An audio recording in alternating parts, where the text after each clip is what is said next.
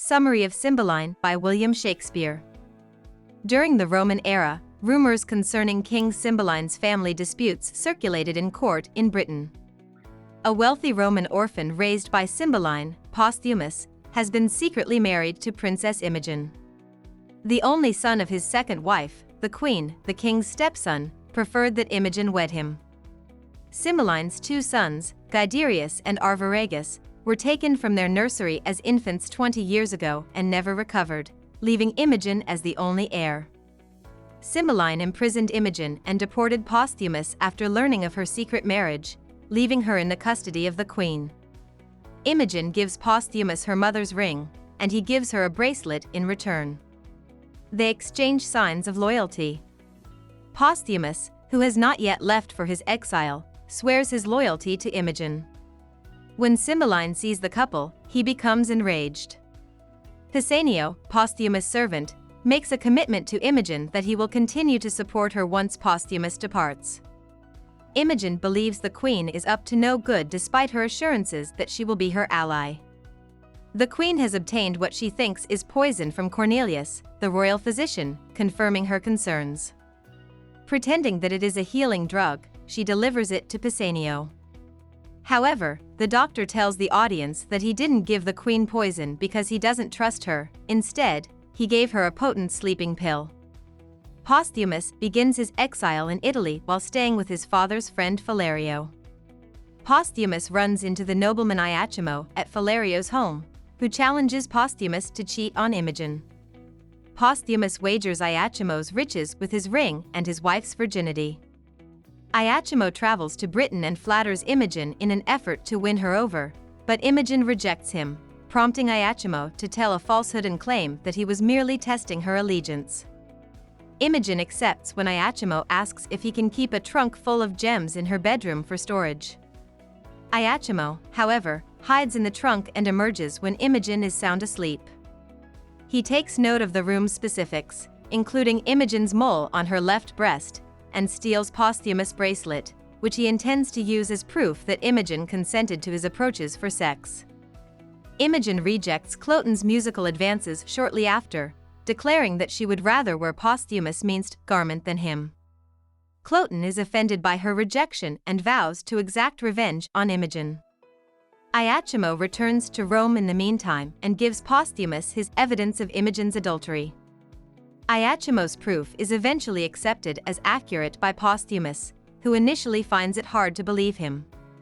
Posthumus hands Iachimo the diamond ring that belonged to Imogen and, like Cloten, vows to exact revenge before launching into a chauvinist monologue about the flaws in women. When Cymbeline returns to the British court, Lucius, the Roman ambassador, begs for his tribute, which was the payment made to Emperor Augustus to ensure peace. Since they think that Britain should break away from the Roman Empire, the Queen and Cloten implore Cymbeline to withhold the tribute money. They eventually convince Cymbeline to reject the tribute. Since the emperor would now view Cymbeline as an enemy, Lucius reluctantly advises Cymbeline that he must report this act of rebellion to him. Roman officials assemble troops in preparation for an invasion as the threat of war with Britain grows. Iachimo will command a force of Italian nobles that the Roman Senate had recruited, and Lucius will serve as the general of the entire Roman army. Both romantic and political connections are becoming increasingly tumultuous. In a letter to his valet Pisanio, Posthumus begs him to murder Imogen for her adultery. Imogen has also received a letter from Posthumus requesting her to meet him in Wales at Milford Haven. The letter is a ruse, and Posthumus wants Pisanio to murder Imogen while she's away from court traveling to meet him.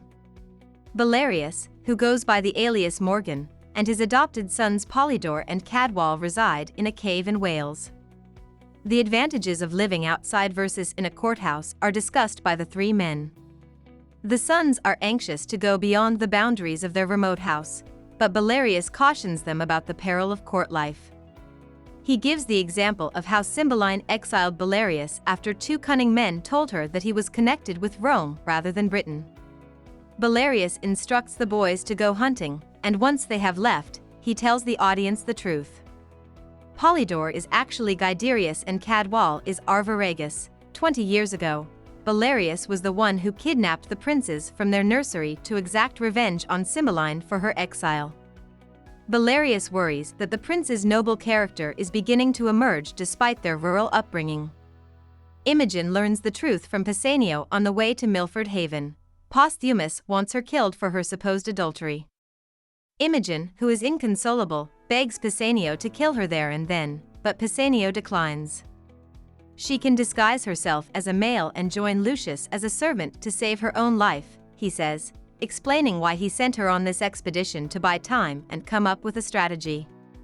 Imogen nods in agreement, and he gives her the medication the queen provided him just in case. Cymbeline returns to court after hearing about Imogen's departure, and Pisanio presents the king with the letter from Posthumus requesting that Imogen meet him in Milford Haven. Cloten makes a promise to dress like Posthumus after learning where Imogen is.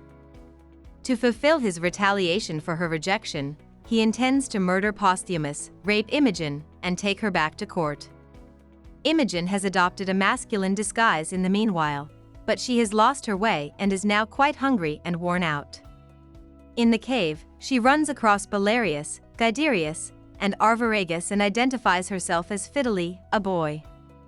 Imogen is welcomed, and they become quite close. Imogen, who is feeling under the weather, promises to take it easy and rest while taking the medication Pisanio gave her. The men come across Cloten wearing Posthumus garments while they are out hunting. While fighting him, Guiderius kills and beheads Cloten after he taunts the men. Arviragus finds Fideli in a death-like stupor back at the cave and declares him dead. They buried his body close to the tomb of the prince's nurse, Euryphile, who was their fictitious mother. Alongside Fideli, they also placed Cloten's headless body, dressed in Posthumus attire. Imogen wakes up assuming she has her dead husband's body alongside her after the men perform a grief song and depart. Just then, Imogen and the dead are discovered by Lucius and his soldiers. She introduces herself as Fideli, the man's servant, and mourns his passing at the hands of homicidal mountaineers. Fideli enters Lucius' service after Lucius notices Fideli's devotion to his apparent master. Guiderius and Arviragus persuade Belarius to join the fight against the Romans in defense of Britain after Cloten's death. Posthumus, who has heard rumors that Imogen has been killed, is regretful and longs to die in battle as retribution. He changes into a member of the losing team, now the Romans, wearing their clothing. Due in part to the efforts of Belarius, Guiderius, and Arviragus, who during the war saved Cymbeline's life, the Britons prevail in the conflict. Posthumus is captured by British commanders after they see him in his Roman garb. Cymbeline puts Posthumus in prison to await execution despite not knowing that he is his son-in-law. Posthumus gets a dream vision of Jupiter flying above an eagle while he is imprisoned. His mother, brothers, and father's ghosts all make an appearance, encouraging him and appealing to Jupiter on his behalf. On the breast of the dozing Posthumus, Jupiter places a tablet inscribed with a perplexing prophecy and promises that everything will turn out for the best. Posthumus is taken before Cymbeline as he awakens. For their valor in battle, Cymbeline knights the men he believes to be Morgan, Polydore, and Cadwal. According to the doctor, the queen passed away after becoming ill with sadness over her missing son.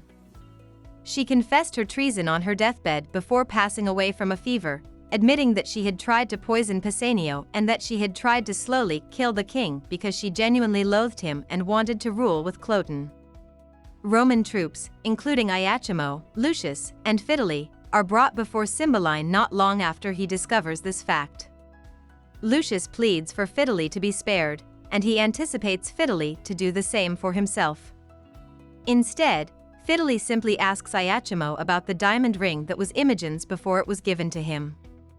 Posthumus erupts in a rage when Iachimo admits that his wager was accurate.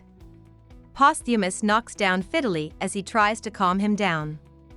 Pisanio admits that Fideli is actually Imogen in disguise as he tries to assist his mistress at that precise moment. When they are together again, Imogen requests Cymbeline's blessing for their union, which he gladly grants. Belarius begs for his son's life and tells the truth about Guiderius and Arviragus' identities after Guiderius admits to killing Cloten. The tablet that Jupiter left on Posthumus' chest while he was sleeping during the dream vision is translated by Lucius Soothsayer, and it foretells a reunion between Posthumus and Imogen, the recovery of Cymbeline's boys, and peace and prosperity in Britain. Cymbeline, who is overjoyed, grants everyone's forgiveness and promises to start paying tribute to Rome. Everyone departs to travel to London and express their gratitude at Jupiter's temple once he issues the command to declare peace. About the author.